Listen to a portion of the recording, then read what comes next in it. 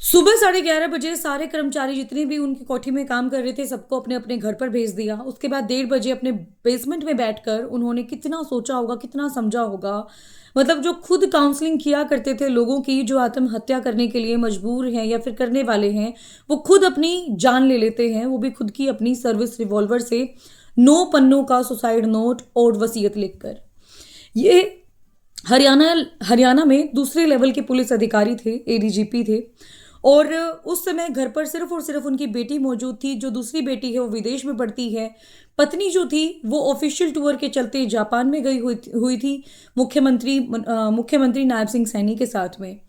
अब मैं सिर्फ इतना ही कहूंगी कि ट्रिगर तो सिर्फ और सिर्फ वाई पूरन सिंह ने अपने माथे पर रखकर बंदूक का दबाया था, लेकिन जो उसके पीछे प्रेशर देने वाले जो लोग थे वो डीजीपी लेवल तक के थे। चाहे हम लोग शत्रुजीत कपूर की बात करें, चाहे और भी बहुत सारे आईपीएस अधिकारी, जो 14 नाम उस सुसाइड नोट के अंदर लिखे गए हैं, किस किस प्रकार से उनको बुरे तरीके से डिप्रेस्ड किया गया, उनको बार बार टॉर्चर किया गया। और वो एक बड़े लेवल के थे, तो आई डोंट थिंक सो कि उन्होंने अपनी बातें किसी के सामने शेयर तक भी की होंगी। और यही हाल हर एक महकमे के अंदर देखने को मिलता है जहां पर अनुसूचित जाति के लोग काम कर रहे हों। चाहे वो आप पत्रकारिता लगा लीजिए, चाहे वो आप पुलिस महकमा लगा लीजिए, चाहे वो कोई भी छोटी बड़ी कोई भी यूनिवर्सिटी लगा लीजिए। जैसे ही आपको आपके बारे में पता चलेगा कि अनुसूचित जाति से है, ऐसी कैटेगरी से है, वहीं पर आपके साथ भेदभाव करना शुरू कर देंगे। और मुझे तो ये लग रहा है कि जहां पर इतने बड़े अधिकारी के साथ अगर कास्ट को लेकर अगर ऐसा किया जा रहा होगा, तो जो छोटे पुलिस कर्मचारी है, अधिकारी, उनके साथ क्या कुछ नहीं किया जा रहा होगा इस महकमे के अंदर। न जाने कितनी कितनी चीजें उन्होंने फेस की कि उनको कभी ये नहीं पता चलता था कि कौन से मैटर के अंदर उनको उनको जो है जिसकी अध्यक्षता में वो मैटर सॉर्ट आउट करना है, वो सिर्फ और सिर्फ उनको न्यूज़पेपर के थ्रू पता चलता था। कभी लड़ाई उन्होंने सैलरी को लेकर लिखी, कभी उन्होंने जो उनके साथ कास्टिज्म हो रहा था उसको लेकर उन्होंने चीज़ें जो है शिकायत दर्ज करवाई, लेकिन उसके बावजूद भी कोई भी शिकायत पर कार्यवाही नहीं हुई। खुल्लर से भी जाकर मिलकर आए कि उनके साथ ये चीज़ें हो रही हैं। सरकार को ध्यान भी देना चाहिए था, सरकार को समझना चाहिए था कि एक व्यक्ति को अगर इतना ज़्यादा प्रेशराइज किया जाएगा तो अंत में वो क्या करेंगे। 31 मई 2033 को उनकी रिटायरमेंट होनी थी। अच्छा हंसता खेलता परिवार था, लेकिन क्या करे वो माँ, क्या करे वो बच्चे, वो क्या करे वो पत्नी जिसने अपने एक पति को खो दिया, वो भी करवा चौथ के मौके पर। क्या करे वो बच्चियां जो एक विदेश के अंदर बैठकर पढ़ रही है, जिसको पता चली है ये बात कि उसके पिता अब नहीं रहे इस दुनिया में, क्या बीत रही होगी उसको, उसके ऊपर। और जो बच्ची जिसने अपने पिता की लाश को सबसे पहले देखा था, उसके ऊपर क्या बीत रही होगी। क्या ये है हमारे देश का सिस्टम। और आज उनकी डेथ को 5 दिन हो गए हैं। अब सबसे शर्मनाक बात पता है क्या है? सबसे शर्मनाक बात यह है कि उनकी पत्नी नहीं चाहती है, अमनीत पूर्ण सिंह नहीं चाहती हैं कि उनका पोस्टमार्टम हो। जब तक जो दूसरे जितने भी अधिकारी इसके अंदर इन्वॉल्व थे उनके खिलाफ कार्रवाई नहीं होती। उनके ऊपर एफआईआर तो दर्ज हो चुकी है, लेकिन गिरफ्तारी कहाँ हुई है अभी तक। वो नहीं चाहती थी पोस्टमार्टम हो उससे पहले, जब तक उनकी गिरफ्तारियां ना हो जाए। और आज जबरदस्ती उनको चंडीगढ़ पीजीआई में पोस्टमार्टम के लिए भी भेज दिया गया उनकी डेड बॉडी को।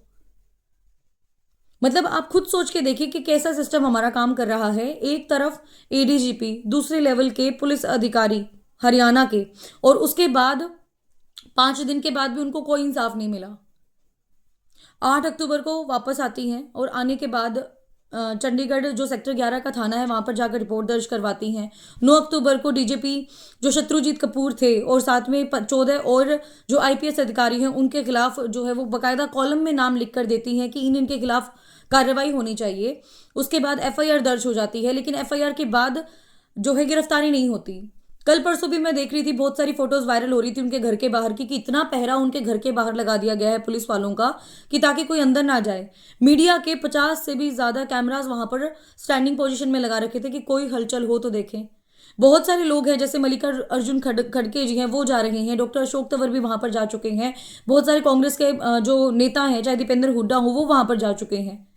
और सबके सब एक ही मांग उठा रहे हैं जोरों शोरों से कि कार्रवाई होनी चाहिए और जल्द से जल्द होनी चाहिए। खुद सीएम नायब सिंह सैनी मिलकर आए हैं, पूछ कर आए हैं कि क्या चाहिए जी, हमें तो इंसाफ चाहिए। इंसाफ कहाँ है 5 दिन के बीत जाने के बावजूद भी। मतलब ये तो घटना एक एडीजीपी लेवल के पर्सन के साथ हुई है, एक अधिकारी के साथ हुई है, और अगर किसी नॉर्मल या फिर बिल्कुल आम इंसान के साथ हो जाए तो हमारे देश का कानून क्या कहता है? क्या पुलिस कर्मचारियों के हाथ कांप रहे हैं डीजीपी शत्रुजीत कपूर को हथकड़ियां लगाने में, या फिर जिन जिन आईपीएस के नाम है उनको हथकड़ियां लगाने में, या फिर सिर्फ उनको पद से हटा देना, या फिर पद से हटाने की बजाय उनको सस्पेंड कर देना ही सोल्यूशन होगा? मतलब उन्होंने एक व्यक्ति की जान लेने पर उसे मजबूर किया है। क्या क्या धाराएं लगती हैं? किसी को आप डिप्रेस्ड नहीं कर सकते, किसी के ऊपर आप प्रेशराइज नहीं कर सकते। हम लोग सोचते हैं कि बड़े लेवल तक जाएंगे उतनी ज्यादा हाथ खुलेंगे, लेकिन यहां पर तो हाथ बंधे हुए नजर आए।